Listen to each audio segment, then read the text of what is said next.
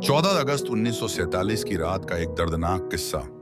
छलनी हुआ भारत मां का सीना और 10 लाख लोगों की गई थी जान।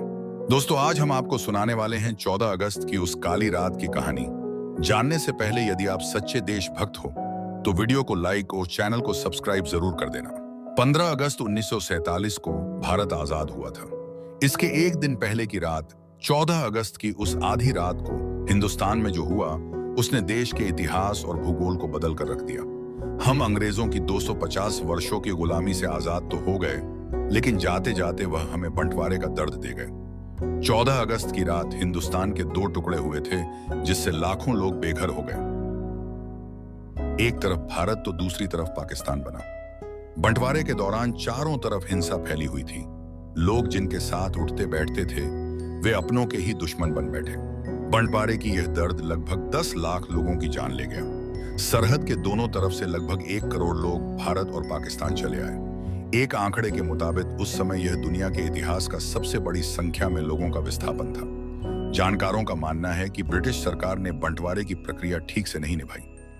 देश में शांति व्यवस्था बनाए रखने की जिम्मेदारी भारत और पाकिस्तान की नई सरकार पर आई, लेकिन दोनों देशों की नई सरकार के पास हिंसा से निपटने के जरूरी इंतजाम नहीं थे। किसी ने सोचा नहीं था कि करोड़ों लोग एक मुल्क से दूसरे मुल्क जाएंगे। कुछ लोग भारत विभाजन के खिलाफ थे, कुछ पक्ष में थे और कुछ ऐसे लोग थे जो भारत के धर्म आधारित विभाजन के खिलाफ थे। तो कुछ लोग ऐसे भी थे जो ये मानते थे कि जब धर्म के आधार पर विभाजन हो ही रहा है तो फिर जनता की अदल बदली भी होनी चाहिए और ठीक ठीक विभाजन होना चाहिए, ताकि बाद में किसी प्रकार का विवाद न हो। मशहूर लेखक डोमिनिक लैपियरे और लैरी कॉलिंस ने अपनी किताब फ्रीडम एट मिडनाइट में 14 अगस्त 1947 की आधी रात का जिक्र करते हुए लिखा, सैनिक छावनियों, सरकार दफ्तरों, निजी मकानों इत्यादि सभी स्थानों पर फहरा रहे ब्रिटिश झंडे को उतारा जा रहा। 14 अगस्त को जब सूर्य डूबा तो देश भर में यूनियन जैक ने ध्वजदंड का त्याग कर दिया कि वे चुपके से भारतीय इतिहास के भूतकाल की एक चीज बनकर रह जाएं। बता दें कि 14 अगस्त की सुबह से ही देश के शहरों और गांवों में जश्न शुरू हो गया था। लोग साइकिल, बैलगाड़ी व जैसे तैसे इंडिया गेट की तरफ पहुंच रहे थे। इस दौरान हर जगह राष्ट्रगान सुनाई पड़ रहा था। अंग्रेजों ने भारत को 14-15 अगस्त की आधी रात को आजादी दी थी। इस दौरान संविधान सभा की भवन के बाहर आधी रात के आकाश से बारिश हो रही थी। भवन को चारों तरफ से हजारों भारतीयों ने घर रखा था। वे भीग रहे थे, लेकिन आजादी का रोमांच उन्हें रोमांचित कर रहा था।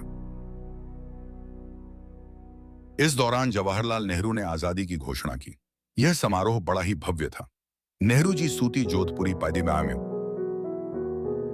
पायजामे और बंडी में थे। इस समय वल्लभ भाई पटेल सफेद धोती में वहां मौजूद थे।